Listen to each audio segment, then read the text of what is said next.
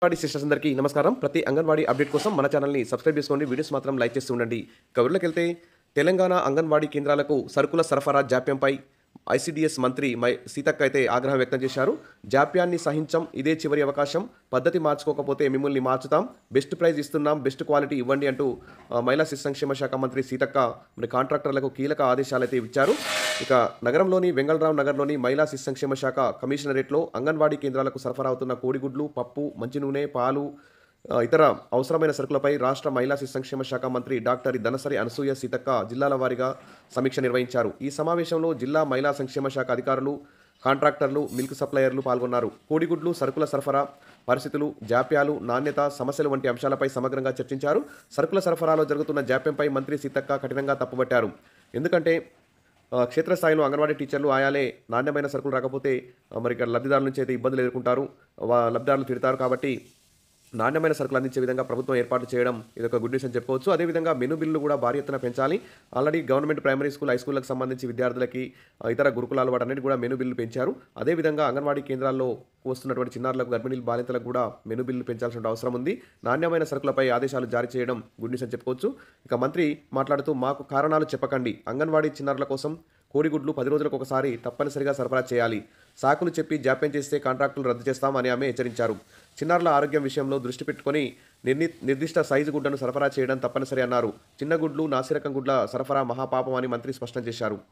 ఇక నాణ్యమైన food supply ప్రభుత్వ లక్ష్యం అంటూ ఇక్కడ మంత్రి గారు మాట్లాడారు. మారుతున్న వాతావరణంలో గుడ్లు త్వరగా పాడవుతుండడంతో 10 రోజులకు ఒకసారి సప్లై చేసే విధంగా చర్యలు తీసుకోవాలని చెప్పేసి మంత్రి తెలిపారు. ఇక అంగన్వాడీ సిబ్బంది గుడ్ల నిల్వపై ప్రత్యేక శ్రద్ధ వహించాలని, పిల్లల బరువు, ఎత్తు పెరగడానికి నాణ్యమైన ఆహారం అందించడం ప్రభుత్వ లక్ష్యమని మంత్రి పేర్కొన్నారు. సరుకుల నాణ్యతలో లోపాలు కనిపిస్తే కఠిన చర్యలు తప్పవని ఆమె స్పష్టం చేశారు. సమావేశంలో గుడ్ల సప్లైదారులు తమ సమస్యలను మంత్రి దృష్టికి తీసుకొచ్చారు. సంక్షేమ హాస్టల్స్తో కలిపి సరఫరా చేయడం వల్ల సమన్వయం కుదరక ఇబ్బందులు వస్తున్నాయని, కొన్ని సందర్భాల్లో అంగన్వాడీ కేంద్రాలకు కేటాయించిన గుడ్లను హాస్టల్ నిర్వాహకులు ఒత్తిడి చేసి తీసుకుంటున్నారని వివరించారు. ఈ సమస్యను ముఖ్యమంత్రి దృష్టికి తీసుకెళ్లి పరిష్కారం చూపిస్తామని మంత్రి సీతక్క హామీ ఇచ్చారు. ఇక మసాలా వస్తువుల నాణ్యతపై మంత్రి ఆగ్రహం వ్యక్తం చేశారు. ఇక జీలకర్ర, ఆవాలు, పసుపు, ఉప్పు, కారం పొడి, చింతపండు వంటి వస్తువుల నాణ్యత ఆశించిన స్థాయిలో లేకపోవడాన్ని మంత్రి సీతక్క ఆగ్రహం వ్యక్తం చేశారు. ఇక అంగన్వాడీ కేంద్రాలకు రెస్టారెంట్లుగా భావించి నాసిరకం వస్తువులు ఇస్తే అసలు సహించమని, నాణ్యత లేని వస్తువులు పిల్లల ఆరోగ్యాన్ని ప్రమాదంలోకి నెడతాయని ఆమె హెచ్చరించారు. ప్రభుత్వ సంస్థ ఆయిల్ ఫెడ్కు సరుకుల కాంట్రాక్టులు ఇచ్చినా నాణ్యత పరంగా ఆశించిన ఫలితాలు రాలేదని మంత్రి సీతక్క తెలిపారు. ఆయిల్ ఫెడ్ నేరుగా రైతులు, మహిళా సంఘాల నుంచి ప్రొక్యూర్మెంట్ చేయాలి, లేదంటే అంగన్వాడీ కేంద్రాలకు వస్తువుల సరఫరా కాంట్రాక్టులను నేరుగా మహిళా సంఘాలకు ఇస్తామని మంత్రి స్పష్టం చేశారు. ఇక మహిళా సంఘాలను ప్రోత్సహించాలని సీఎం రేవంత్ రెడ్డి ఇప్పటికే సూచించినట్లు ఆమె తెలిపారు. ఇది మీ చివరి అవకాశం, నాసిరకం వస్తువులు గుర్తిస్తే కఠిన చర్యలు తీసుకుంటాం, పిల్లలు దేవుళ్లతో సమానం, వారికి అందించే ఆహారంలో రాజీ ఉండదు అని మంత్రి సీతక్క స్పష్టం చేశారు.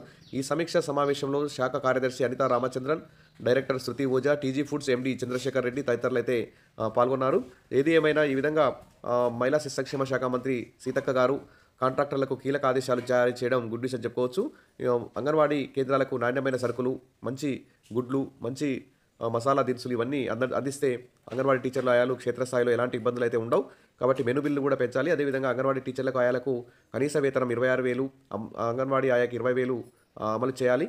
అప్పుడు ఖచ్చితంగా ప్రభుత్వం అమలు చేసే ప్రతి పథకాన్ని అంగన్వాడీ టీచర్ల ఆయాలు అమలు చేస్తారు. ఇక ప్రీ స్కూల్ కూడా అంగన్వాడీ కేంద్రాల్లోనే కొనసాగించాలి. ఇక పిఎంశ్రీ స్కూల్ కానీ, మొబైల్ అంగన్వాడీలు కానీ, గవర్నమెంట్ ప్రైమరీ స్కూల్లో నర్సరీ, ఎల్కేజీ, యూకేజీ ప్రవేశపెట్టడం విరమించుకొని అంగన్వాడీ కేంద్రాల్లోనే ప్రీ ప్రైమరీ కొనసాగించి అంగన్వాడీ టీచర్లకు, ఆయాలకు జీతంతో కూడినటువంటి ట్రైనింగ్ ఇచ్చి వారికి ప్రభుత్వ ఉపాధ్యాయులతో సమానంగా జీతాలు ఇచ్చి ప్రీ ప్రైమరీ కూడా అంగన్వాడీ కేంద్రాల్లో కొనసాగించి అంగన్వాడీ వ్యవస్థ బలోపేతానికి ప్రభుత్వం చర్యలు తీసుకుంటుందని ఆశిద్దాం. అంగన్వాడీ యూనియన్లు కూడా ప్రభుత్వం మీద మరి ఆ దిశగా